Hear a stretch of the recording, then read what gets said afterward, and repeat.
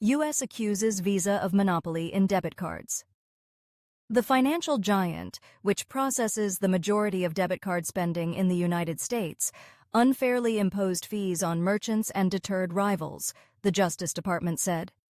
The Justice Department filed an antitrust lawsuit against Visa on Tuesday, accusing the financial giant of unfairly stifling competition in debit cards, the latest in a string of cases aimed at deterring monopolistic behavior by big companies. For more than a decade, the government claims in its complaint, Visa has entered into de facto exclusive agreements with merchants and banks, encouraging them to route the bulk of their transactions through Visa's payment network. The company has maintained a monopoly, in large part, by imposing or threatening to impose higher fees on merchants that also use other payment networks to process debit transactions, according to the Justice Department. The lawsuit stems from a sweeping investigation dating back years.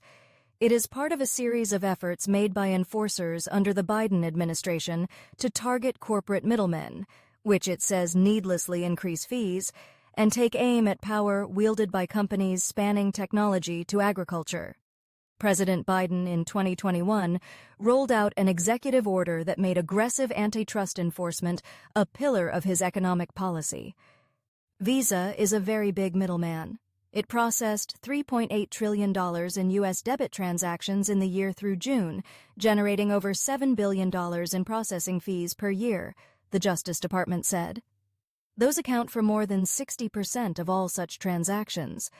Visa's unlawful conduct affects not just the price of one thing, but the price of nearly everything, Attorney General Merrick B. Garland said in a statement accompanying the complaint, which was filed in the Southern District of New York.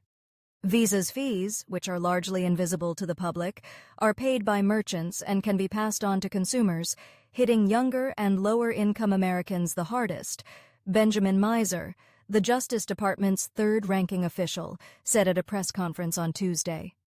Julie Rottenberg, Visa's general counsel, said in statement, "Today's lawsuit ignores the reality that Visa is just one of many competitors in a debit space that is growing, with entrants who are thriving."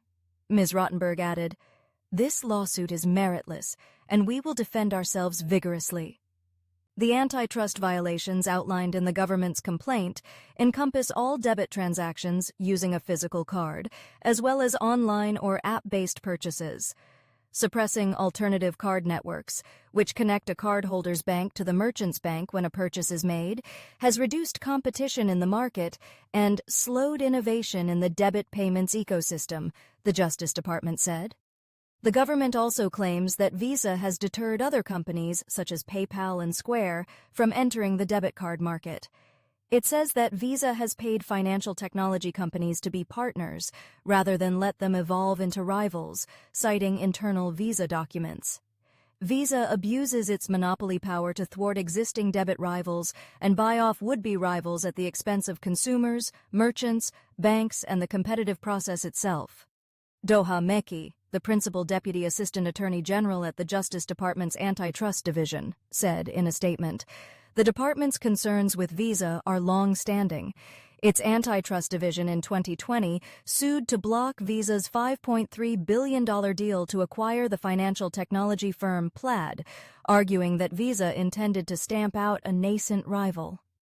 In that suit, the Justice Department said that Visa already had a decisive market position through its online debit monopoly and would unlawfully extend that advantage by acquiring Plaid. Visa and Plaid abandoned their deal 2 months later.